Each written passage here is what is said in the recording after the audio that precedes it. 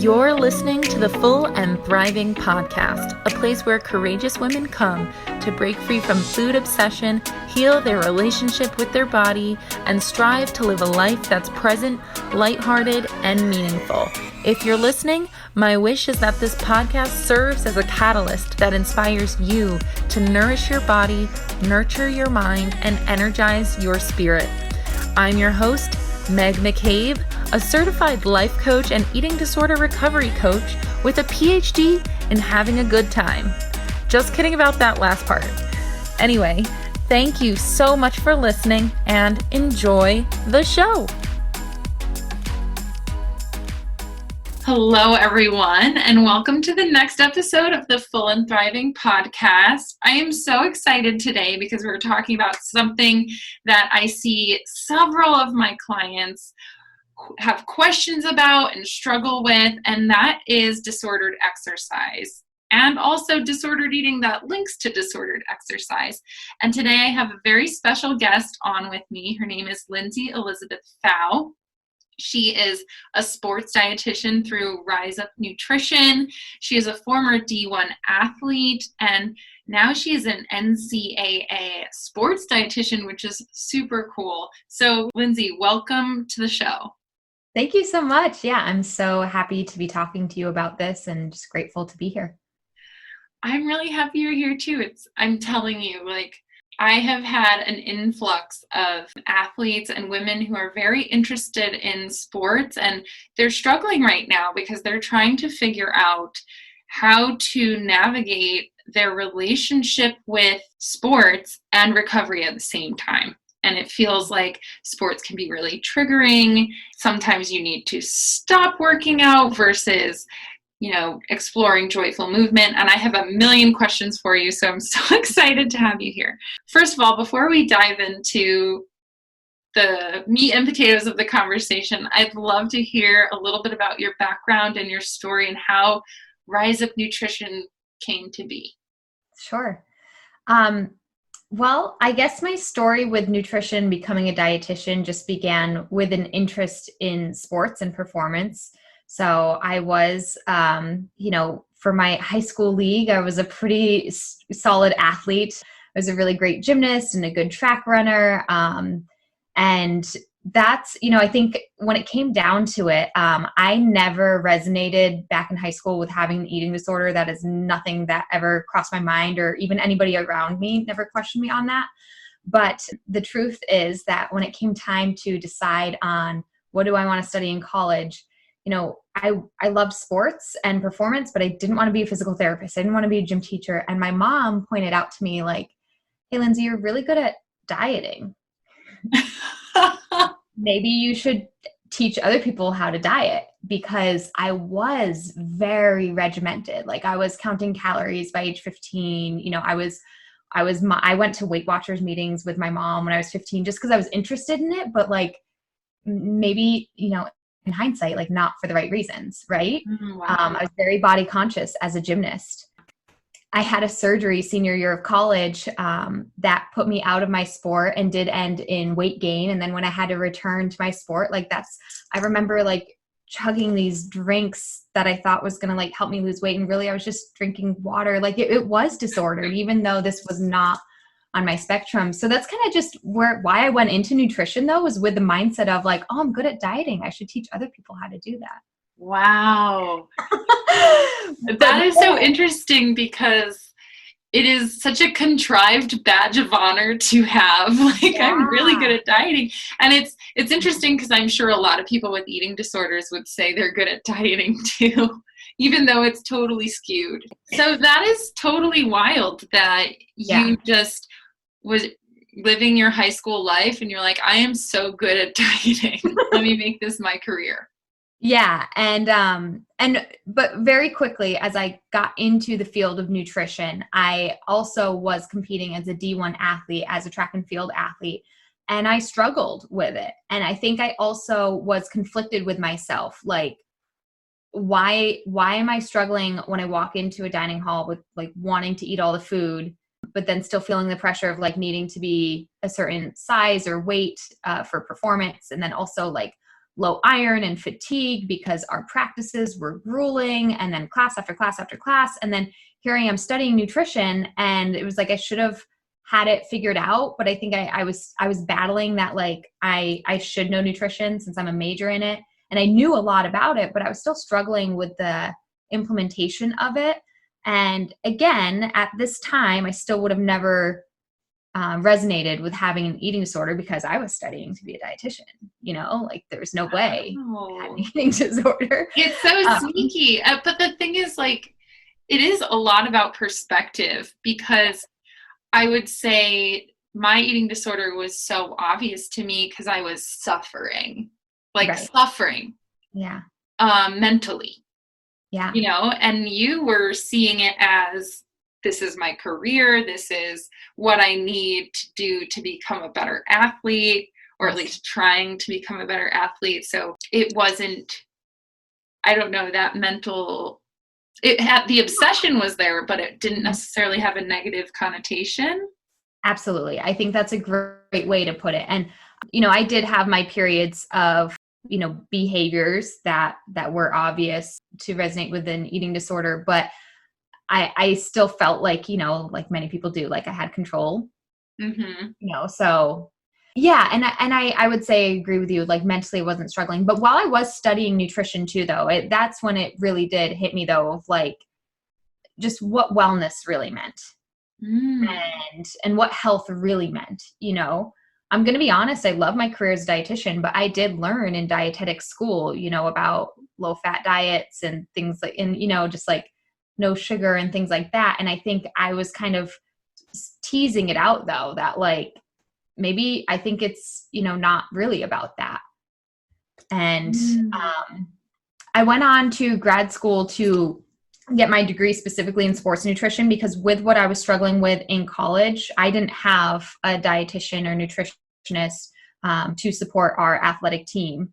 And I really needed that. All the girls on my team really needed that. And I knew it existed. I knew sports nutrition existed as a career field. So I went on to get my master's in sports nutrition, and then started working in I guess my first job was in a hospital, but then quickly after I did get into the sports setting, and I worked at the University of Georgia and at Florida State University as their sports dietitian, and stepping into really what it means to fuel for performance. And those are big name schools. I did compete Division I, but I was in the ACC, which is a great conference. But I'm just going to say the SEC is just something different, right? Like the money that goes into athletics, like there's just a different level of expectation. We had 5 dietitians on staff. Wow.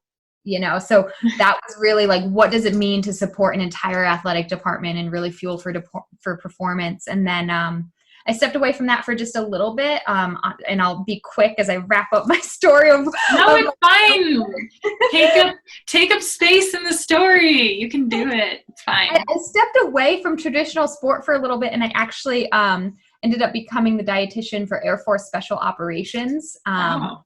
And I did that for about 4 years. Really enjoyed working for the military, and it wasn't it wasn't sport, but it was still using nutrition to fuel for performance, just a different type of performance, a war and combat performance.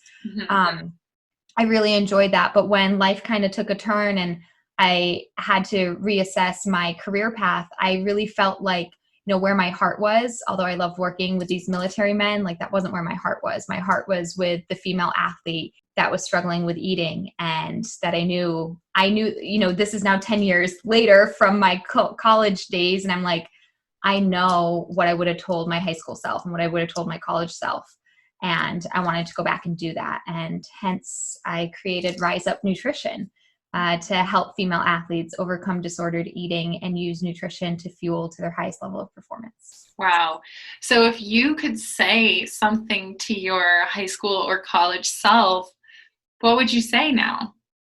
For me, it would just be to stop stressing about your weight and let your body do what it needs to do. Which is like oversimplified, but I was constantly trying to control my weight. Constantly. It was less about my shape or a body part. It was my weight. Yeah. And And And I didn't let so my body do what it needed to do.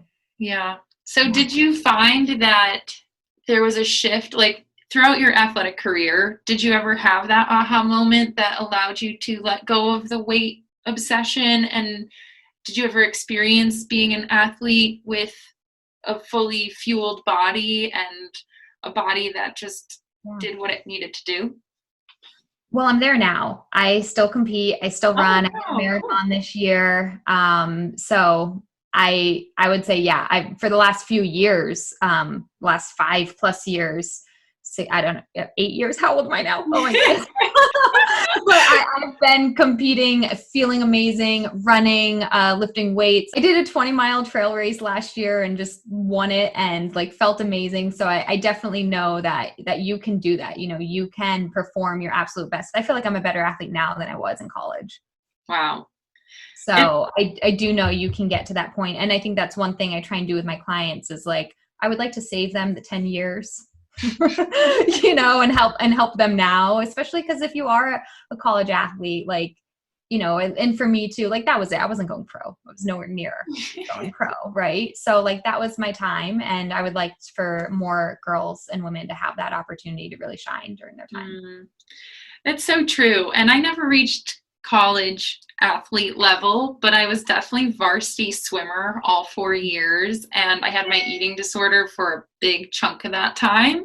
Yeah. And I remember, so I made varsity really with very little swimming experience. I was just naturally athletic. And I always had this natural swimming talent, but I was not eating enough.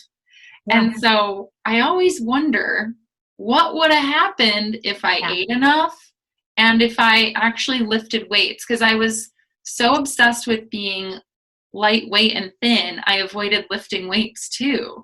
And that actually really helps you in swimming. So I think about that and I was like, could I have kicked ass in competition? Because I did make it to states, but I was starving myself. So I'm like, what could have happened? Could I have gone to college sports? Like, who knows? I did not respect my body. All I cared about was being thin. Yeah. And it is that missed potential that's heartbreaking. And also that I'm sure your memories of being on the swim team probably aren't as great, you know, like when, you know, high school, like pre-meet pasta parties, that should be fun. But if you're stressed the entire time. Yeah. Yeah. Those pasta parties, they were mixed feelings. Sometimes they were fun. Sometimes they were stressful and terrifying. And it's interesting to think about. I was just like you, I was going through my disordered stuff. I knew that it was really bad and mentally stressful, but I also like to compartmentalize it and ignore it to get through. Yeah. And like minimize how serious it was. Yeah. Yeah. Totally. And, you know, another thing I want to say too is even though I'm talking about like the college or high school athlete, like whether or not people listening to this resonate with being an athlete or not, like a lot, like just exercise, I think is a very important part of people's lives. Right. And even now, like I am running, but I'm not running for competition. Like okay, maybe a little bit, but that's just myself, like enjoying competition. Like this, I'm not getting, you know, any prizes or money or sponsorships or going pro. Like this is for myself or something I enjoy. And so I think, you know, that no matter what level athlete or just, you know, exerciser you are, I think it's so important to respect your body in the process and to know, like, just because you're not in college anymore doesn't mean you can't challenge yourself and enjoy exercise too, right? Like I didn't run a marathon because I needed to. I ran a marathon because I wanted to. It's such a valuable distinction to know that you want to do something for you versus you want to do something to lose weight or look a certain way.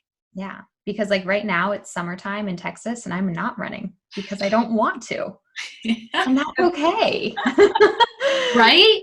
That kind of loops me into my first question I want to ask you. I've asked you a bunch about your background, but a disordered exerciser, from my knowledge and experience with clients, would see a sweltering hot day in Texas and still force themselves to run 10 miles outside. Yeah. And someone with a healthy relationship with exercise would say, you know what? I'm going to pass today. because I'm going to get dehydrated, I'm tired, and I like the air conditioning. I think it's like, that's kind of what I want people to aim for. Yeah. But what I'm curious to you are like, what are some signs and symptoms of disordered exercise? Because I think it's hard to distinguish if you are a serious athlete. Yeah. I think it just comes down to the motive and reasoning behind things. And then also on a physical perspective, if that exercise is causing physical harm. So, I mean, that's the obvious one. And you can have those, parallels with disordered eating as well. Like there is disordered eating that causes physical harm, and that's an obvious, but it doesn't undermine the disordered eating that hasn't resulted in physical harm, maybe just a mental, emotional. And disordered exercise can have both as well. So there can be the physical harm of having an injured body, injuries that aren't healing, repeated stress fractures, a dangerously low body weight, anemia that's not healing itself, right? Like those are kind of those physical signs. Mm-hmm. And then there's also the mental dependency. Like if your mood is based on whether or not you got your workout in. And this is also a tricky one, because we do know that exercise releases those feel-good hormones and endorphins and so it's good that exercise can elevate your mood. That's a good thing. Mm-hmm. But it's a bad thing if you need exercise to elevate your mood. Yeah. Right? There should be other things that can also elevate your mood. Yeah. It's so true, because with intuitive eating and healthy eating, quote unquote, some people question intuitive eating because they're like, well, I like to eat healthy because it boosts my mood and it makes me feel better. So why should I be challenging myself with ice cream and pizza and all of this stuff? And I can feel that dependency on food to make them feel better. Yeah. And usually what I say to challenge that too is like, well, what if you're at a birthday party and it only has soda and pizza? Are you not going to eat it? Or are you going to eat it? And in the same way with exercise, like what if you are flying all day and then when you land at your hotel, there's a snowstorm, so you can't exercise outside and the gym is closed? Like you need to just accept that you can't exercise that day and move on. Same way that if you're at a birthday party and there's only pizza and soda, like, are you just going to not eat and be miserable for the next 4 hours? Or are you just going to eat a slice of pizza? Yeah. And I think that's where, that it's one thing to want to eat a salad and to want to exercise, but it's a different thing to need to only eat a salad and need to exercise every single day. Yeah. There is a little bit of flexibility that needs to happen. Yeah. And acceptance when things don't go as planned. Yeah. With that pizza example you give. Yeah. In the name of health, like if you're not eating pizza in the name of health, skipping a meal isn't healthy. So it's a little bit of I don't know, you're not really staying true to your integrity if you're claiming health and then skipping meals, in my opinion. Yeah. Well, and here's another one with the exercise too. Is it really healthy to compromise your sleep to wake up at 4:30 to get a workout in before you go to work? Ooh, yeah, it's so true, because sleep is so valuable. Sleep is so important, and that's why it's so hard for me to wake up early to work out, because I feel like I need more sleep than the average person. Everyone's body needs a different level of sleep too, just like how it needs different level of food or a different level of exercise. Absolutely.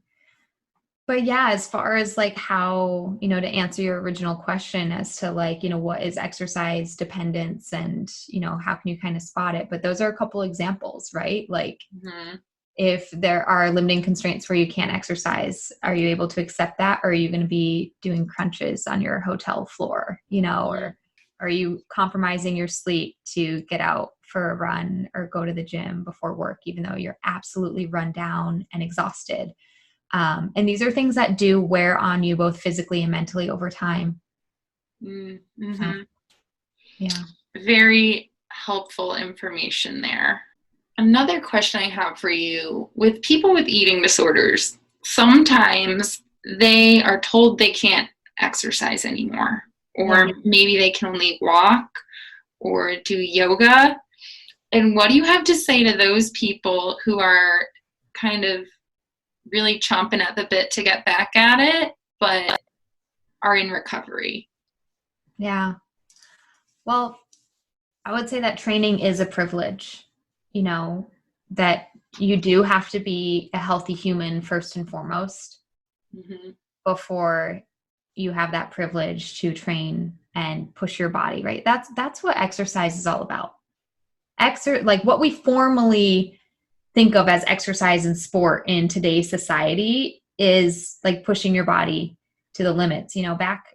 And here's another thing, sorry, just to like backtrack, but like women have not been participating in sport for that long, which might be mind blowing to some of the people listening to this who have maybe, like me, even I'm in my 30s. So I've grown up with like, I've always been an athlete. This is normal, but like, for my mom, it wasn't. For my mom, they had swimming, dance, and gymnastics for girls. And for my grandmother, like, no, it wasn't at all, The very first time women ran a marathon in the Olympics was in 1986. So. Oh my God, that is so recent, in my opinion. Yes.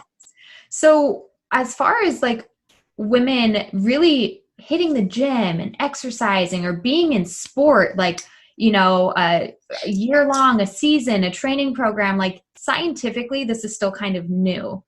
And so I guess where I'm going with this is I think many girls and women and just athletes in general, though, like we are pushing our bodies, and that is something that is a privilege that we shouldn't be doing unless we're a healthy human first.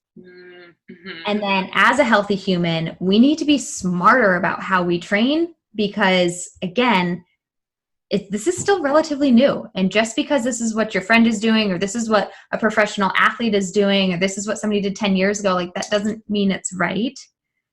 We have a lot of new research coming out about women in sport and how we should train. And, we shouldn't be training like how the men are. We're different. And yet we have been.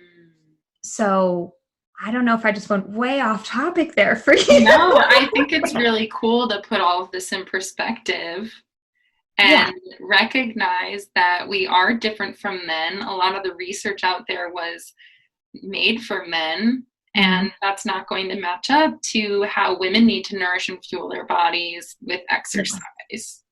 Right. And so for somebody who has an eating disorder and is being told like that they can't exercise, I think that sucks to hear that. That's very, disappointing and challenging, but you need to be very, very clear on what your goals are and what your intentions are. So if your intention is to have a lifelong of health and movement, then it's still going to start with recovering from your eating disorder first. And if your intention is to be an athlete, like I just said, training at a high level is a privilege, and you have to do it smart. You can't just beat your body down every single day. It's not sustainable, and it's not what we were meant to do. I think a lot of people think that with exercise. They think like no pain, no gain, and that's just not true. If you have pain and you hurt yourself, you can't work out the next day. So it really is about recovery and rest, and fuel is where you see the gain. Yeah. So how, I know you talk about the FAST method. Yeah. And can you tell me a little bit about that? Because I have a feeling it's connected to this shift of really, instead of beating your body down, kind of cherishing your body and respecting your body while pushing it to its physical limits and achievements. Yeah. So the fast track, it's the female athlete system of transformation. It's a nice little acronym that spells out FAST. And it is in Rise Up Nutrition. It's the 12-week program to overcoming disordered eating and performing at your highest level. And, I call it the fast track, not only because it's that nice little acronym to transform yourself from somebody with disordered eating into somebody who's really free of that and just confident in their body, fierce in their mindset, fit in their body, and fueled nutritionally. But also because so many people struggle with disordered eating for a long time. Even if it's just been a couple weeks or months, like that's still kind of grueling. And some people it's years or decades. And so this is the fast track because it's 12 weeks to really transform you into a fierce, fit, and fueled female athlete. I am a runner, so I like to be fast. And I think also, as far as eating disorders go and disordered eating, we're kind of using those two terms interchangeably, and an eating disorder is something more clinical, but disordered eating is still very serious. I think that there's a spectrum, right? Mm-hmm. So I don't want to give anybody false hope that you can overcome all of your problems in 12 weeks, but I have some clients that do, depending on where they were starting, with their journey. Mm-hmm. And I have some clients who just really overcome those major, major obstacles within 12 weeks because it is, everybody is on a different journey. So on the fast track, we kind of they self-select their goals with my guidance and support in what those goals should be. So I'll just give you a few examples. Okay, awesome. Yeah. So I had a client come to me in January or February who was struggling with some just completely restrictive eating, underfueling, and then when she did eat, some compensatory behaviors, and she was actively competing in Division I athletics as well, and she didn't have her period. So, for her 12-week goals were to stop these compensating behaviors, normalize her fueling, get rid of the guilt shame cycle, and eat what her body needed to perform at the level that she was. And we accomplished all of those things. I mean, she was getting the energy that she needed to run, and she mentally had such a good relationship with food at the end of these 12 weeks. But, she didn't get her period back in those 12 weeks, but that wasn't our main focus, right? Mm-hmm. And this is something we're actually still working together. So this is the long-term goal for her, but it wasn't the 12-week goal. Versus I've had clients come to me telling me, I want to get my period back. I want to have a baby soon. And, they still have that similar story of underfueling or disordered relationship with food and exercise dependence. And so for them, it's we're not exercising and we're eating all the food and I'm going to challenge you every day of the week. And she got her period back within 12 weeks. Oh my gosh. Yeah, which is really fast. Actually, I think it took 14. I think it was right after the program. The thing is, though, that's really cool because you never know with biology when that period is going to feel safe to come back, Right. So it's like a goal, but it's not like you could tell the future. And no. She was just fueling her body in the necessary way and respecting her body. And that is so amazing to hear. And it makes sense that everyone would have different goals related to where they are in that disordered eating spectrum. Exactly.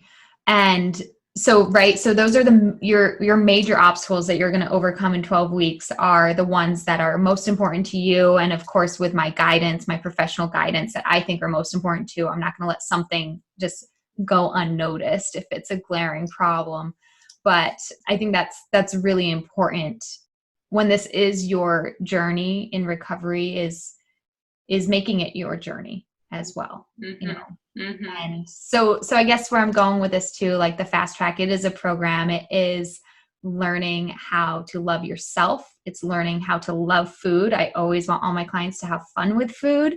We learn about the importance of fueling, but also fueling in its relationship to exercise and performance in sport, even if you're not exercising right now. Because I do have clients who, like I gave that one example, are not exercising, and I have other clients who are. But either way, I want them to learn about how to fuel their body for performance. Mm-hmm. Because if the day comes where they can exercise, I want to guide them through that and what that looks like. Yeah. Can you give me an example of what fueling your body for performance looks like, and also how one might actually get there? Like what needs to change to go from disordered eating to fueling your body for performance? Still going to be individualized, but I'll just say a few things. When we're talking about fueling for performance, more is helpful, right? I think a lot of people think like performance need to be lean or light or whatever. And it's like, nope, you need more energy. So more is helpful. carbs are undeniably amazing. Yay. Nutrient timing is important. I believe in intuitive eating and I preach intuitive eating, but as an athlete, sometimes you just need to get the job done, and you need to fuel at a specific time, because that's what matters, right? Whether or not you're hungry, it's like, nope, I need to get this in. I need to be a smart athlete, and I need to get this in. I need to eat now. So, and then have my training session and then recover. Fueling for performance definitely means pre, during, and post training fuel, even during, which might surprise some people. Fueling for performance. What a good question. I ask good questions. Yeah, I like to think so. you do. Fueling for performance absolutely means putting any diet culture messages aside. They just do not work in this setting. I don't think they work for an eating disorder recovery setting. I don't think they work for a healthy living setting. I don't think diet culture messages work for anything, except I will just also back that up with, in athletics and performance, diet culture messages. There's no room for them. Seriously. Yeah. And do you want to know what's interesting? And I would love to just highlight this to people listening is you really focus on food as energy and fuel, which is really, I hope people with, my eating disorder, people who are on meal plans and like are resistant to fueling themselves enough. It's like, you need to think of it as energy for your brain, for your body, for your mental concentration, like all of that energy. All of that food it goes somewhere. It doesn't all just turn to fat. No. And that is the truth, right? Like calorie, like in my dietetics books and my nutrition books, I can pull off the shelf, the calorie is energy. And I actually hardly say the word calorie. I say the word energy. Yeah. How much energy are you getting today? Did you energize? Did you energize before your run? And yeah. And eating, I even think that word, it can feel like a job to eat, but it feels exciting to fuel. Yeah, it does. I always make the reference of like filling up the tank of gas. Yeah. Because it is fueling, and it shows the big picture that it's running the whole body. It really does make a difference. I never thought of eating that way. And like in a connotation of feeling like a chore, but it definitely does sometimes. Yeah, I think in both eating disorder recovery, it feels like a job, a task, a demand maybe. And as an athlete, it can feel the same sometimes. And then of course, right, I'm working with both. I'm working with athletes with disordered eating. So it can feel like a job, something I just have to do. And I want it to be fun, and that's just one way. It's like, this is fuel. This is how you keep running. This is how you keep operating, how you move forward. This is energy that you need.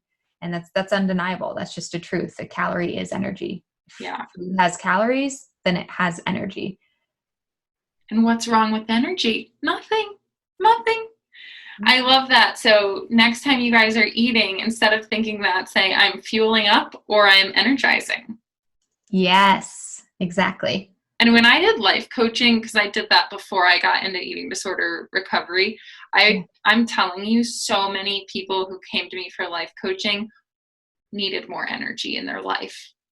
Yeah. Like it's a goal for a lot of people to feel more energized, and just think of food that way. That could be a bridge to more energy in your life as a whole. It totally is. Totally. Yeah. And I just to caveat a little bit, I do, like I say, I help people with disordered eating. So whether or not it's a clinically diagnosed eating disorder. And I see that a lot of people coming to me, just like I was many, many years ago, like eating disorder. No, that's not me. But like, oh, I'm so low on energy. And then at night I'm so hungry. And and I'm like, well, that's a little bit disordered then, because why are you not eating throughout the day? And trying to dig into that. And I do work with a lot of people who just need that. They need that energy in their life, that nourishment to really pick themselves up and help them move forward in the achievement of their goals, athletic or otherwise, career, life goals, mom goals, whatever it might be. Yeah, it's really helpful to think of it that way. So I have so many more questions for you. We'll see how many we can get to.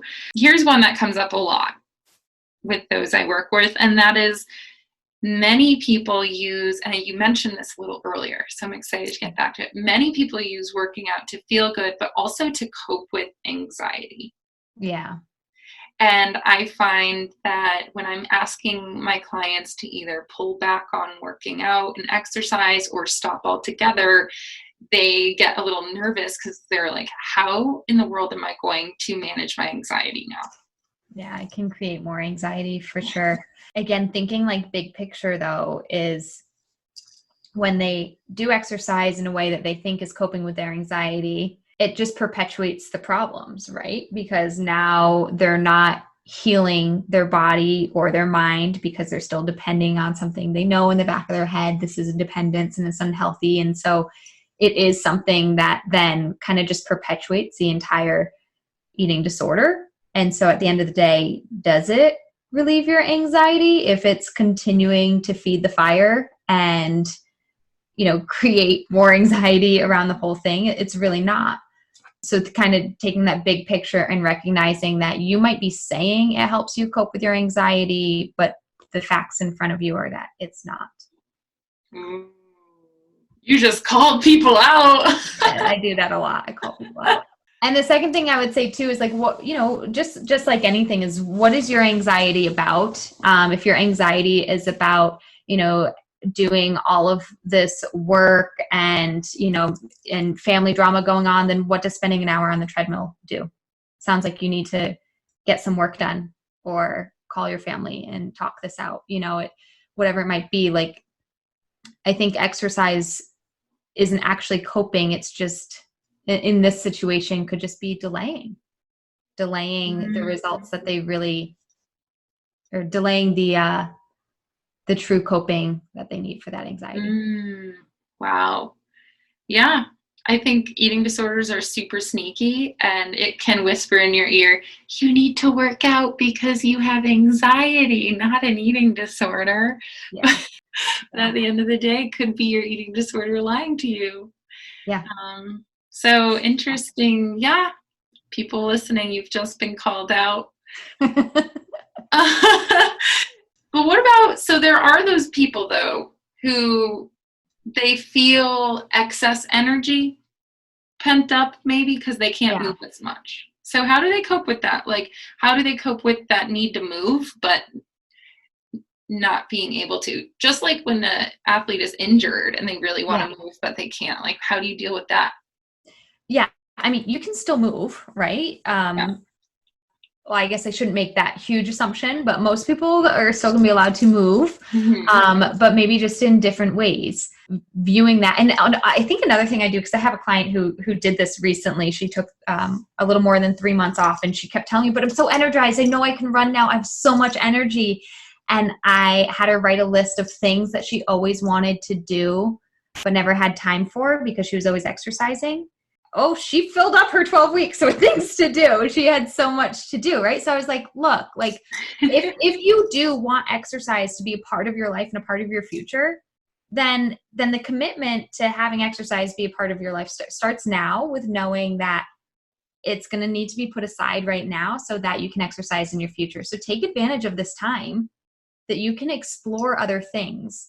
So much of our energy, although it might be physical energy, we can put it mentally on things. I am mentally drained after a full day of working. Sitting in a chair at my desk working, I am mentally exhausted. Yeah. And I leave my office, I'm like, oh my gosh, I'm so tired, even though I didn't physically move my body much that day. So I would challenge those people to really challenge themselves mentally. What is something that can use up your energy mentally that maybe you haven't been challenging yourself to recently? Wow, my mind is being blown. That is the best reframe I've heard in a while around kind of lower levels of movement, because it's true. Like, I get so drained sitting all day. Do you want to know what drains me the most? Boredom. Which is crazy. And like, I will have a whole day, like say in the office, and you're bored. And there's not much going on, and you want to just pass out and fall asleep right away. Yeah. It's interesting because you're right. Like when you think of it that way, yeah, you have a lot of energy, but you can spend it mentally. Yeah. Yeah. You can spend it mentally. And when I challenge this client to do things, I've reflected on it myself, which is something I do often, is just, challenge. If I'm going to challenge my client to something, I'm going to challenge myself to it too. Mm-hmm. So I wrote this list myself of what are some things that I love doing that I maybe like haven't had time for in a while. And this was so silly, but I was like, I love candles. I've never made candles before. So what did I do? I set aside an afternoon to like go to the store, buy candle stuff, research how to make candles, stand in my kitchen, make the candles. And you know what? And going back to being active in movement, like, was I exercising? No, but I was using my mental energy. And then I got myself in the car, drove to the store, walked around the store, stood on my feet, made the candles. Like I was using my body and now my mind at the same time in a productive way to challenge myself to learn something new. And I was exhausted after a day of making candles. That is so cool to think about. And I want everyone listening to challenge yourselves to say, what haven't I had the time to do? If you're taking some time on the sidelines because you're not exercising right now because of recovery, ask yourself that question.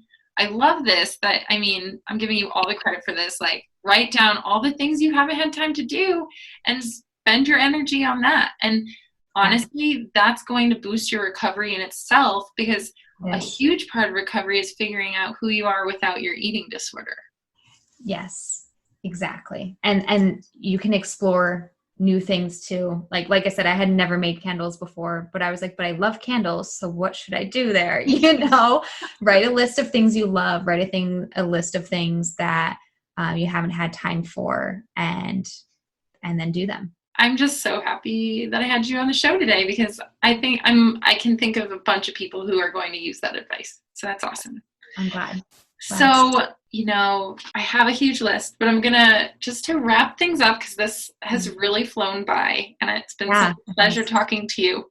What advice do you have? I usually like to end with this. What advice do you have for people in recovery who are struggling with their relationship with food or maybe exercise? Don't give up. And I know that's so simple, but I think some people struggle for a really, really long time. And then they feel like then they're living with an eating disorder. They're living with these problems, and you don't have to. The most successful people in this world are just those that never give up. We're all on our own timeline. Some people get results in 12 weeks. Some people get results in 12 years. Some people more than that. But if you never give up, you will be successful, and it will be worth it. It is worth it. Everybody who's on the other side of it has always said it's so worth it and I'll never go back. Everybody. Mm-hmm. Well, that is such a powerful reminder for everyone. And I love telling people that. Never give up. Yeah. Never give up. Well, Lindsey, I appreciate you so much. How can listeners find you? I'm sure they're all going to want to find you now. So how can they find you on the internet? On Instagram, I'm at Rise Up Nutrition Run. Add the run in at the end of it. And same with my website, www.riseupnutritionrun.com. I do also have a little Facebook group. If you just search Rise Up Nutrition page, you should be able to find it. But Instagram and my website are my go-tos. Awesome. Well, thank you so much for being on the show. And yeah, I'm totally going to be in touch with you so we can just continue working together. Yeah, thank you so much for having me. This was a blast.